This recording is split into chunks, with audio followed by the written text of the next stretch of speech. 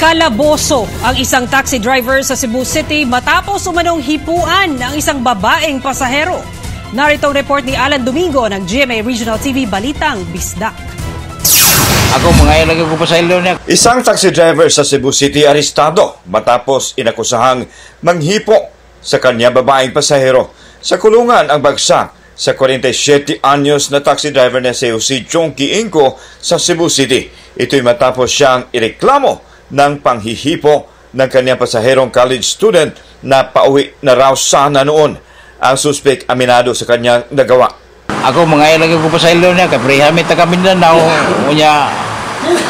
Nasayop ko itong gibuhat niya. Desidido naman ang biktima na ituloy ang reklamo.